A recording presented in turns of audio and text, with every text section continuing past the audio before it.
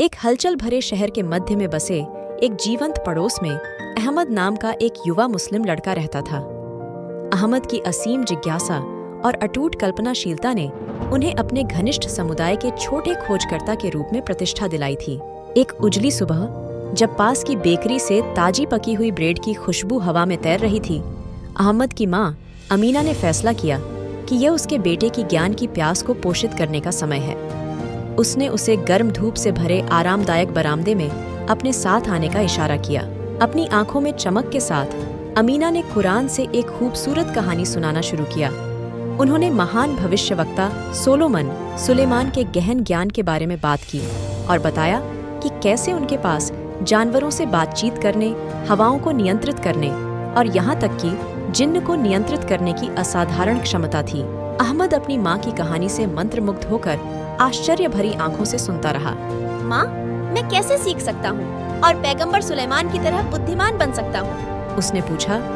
उसकी युवा आंखें जिज्ञासा से भरी थी। अमीना ने प्यार से मुस्कुराते हुए जवाब दिया, अहमद, ज्ञान आपके आसपास की दुनिया की खोज करने, सवाल पूछने और ज्ञान खोजने से आता है। हर दिन कुछ नया सीखने का अवसर है। उन शब्दों के साथ अहमद की खोज और ज्ञान के क्षेत्र में यात्रा ने अपना पहला कदम रखा था। दुनिया, जैसा कि वह जानता था, ज्ञान और रोमांच के एक विशाल और अद्भुत खेल के मैदान के रूप में सामने आने लगी। अहमद की अतृप्त जिज्ञासा पैगंबर सुलेमान की मनमोहक कहानी से प्रज्वलित हो गई थी। वह बुद्धि और ज्ञान की खोज में निकलने के लिए उत्सुक था और उसकी माँ आमीना जानती थी कि अब उसे घर की सीमाओं से परे सीखने की दुनिया से परिचित कराने का समय आ गया है। एक धूप वाली सुबह जब ताज़ी पकी हुई रोटी की सुगंध उनकी रसोई में भर गई, तो आमीना ने फैसला किया कि यह एक विशेष सैर का समय है। उसने ग्रैंड लाइब्रेरी के बारे में सुना था, एक ऐसी जगह जहां जीवन के सभी क्षेत्रों से बच्चे पढ़ने, सीखने और मन के रोमांच पर जाने के लिए इकट्ठा होते थे। आमीना का मानना था कि यह पुस्तकालय अहमद की ज्ञान की लालसा को पोषित करने के लिए आदर्श वातावरण होगा। जैसे ही वे भव्य भवन में दाखिल हुए, अहमद की आंखें आश्चर्य से फैल गईं। पुस्तकालय ज्ञान का एक विशाल भंडार था, जिसमें अनगिनत अलमारियां विभिन्न विषयों पर पुस्तकों से सजी थीं। यह गतिविधि का एक जीवंत केंद्र था, जो विविध पृष्ठभूमि के बच्चों से भरा हुआ था।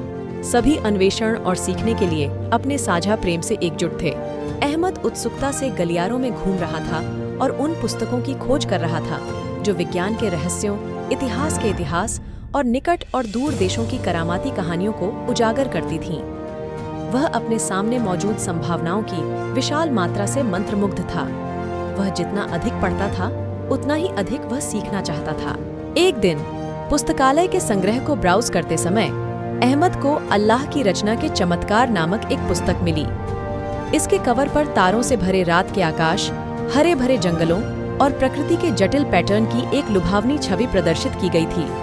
अहमद उत्सुक था और वह जानता था कि यह एक किताब थी जिसे उसे पढ़ना था।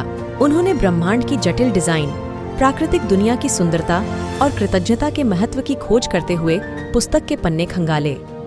इस पुस्तक ने न केवल दुनिया के बारे में उनकी समझ को व्यापक बनाया, बल्कि निर्माता की बुद्धि और कलात्मकता के प्रति उनकी सराहना को भी गहरा किया। जैसे जैसे अहमद का प्राकृतिक दुनिया के प्रति आकर्षण बढ़ता गया, उन्होंने इसे किताबों के पन्नों से परे खोजना शुरू कर दिया। उन्होंने रथुओं के परिवर्तन, पक्षियों की उड़ान और पौधों के जीवन के चमत्कारों को देखा। प्रकृति उनकी शिक्षक बन गई और उन्होंने हर पंखुड़ी, हवा के हर झोंके और पृथ्वी पर रहने वाले हर प्राणी में निर्माता का हाथ देखा। पुस्तकालय की अपनी एक यात्रा के दौरान अहमद को श्रीमती फातिमा नामक एक दयालु लाइब्रेरियन से मिलने का सौभाग्य प्राप्त हुआ। उन्होंने सीखने के प्रति उनके असीम उत्साह को देखा और उन पुस्तकों की सिफारिश की जो उनके जिज्ञासु दिमाग को पोषित करेंगी।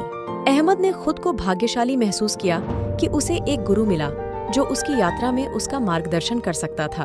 प्रत्येक बीतते दिन के साथ अहमद की ग्रैंड लाइब्रेरी की यात्रा एक पसंदीदा दिनचर्या बन गई।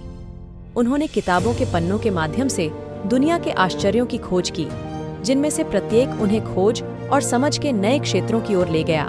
पुस्तकालय उसके ज्ञान का अभयारण्य बन गया था, एक ऐसा स्थान जहां वह मन की रोमांचकारी यात्राओं पर निकल सकता था। ये कहानी अच्छी लगी तो लाइक करो। इस कहानी का दूसरा एपिसोड देखने के लिए सब्सक्राइब करो और साथ में बेल आइकन जरूर दबाओ। और आपको ये कहानी कैसी लगी, कमेंट करो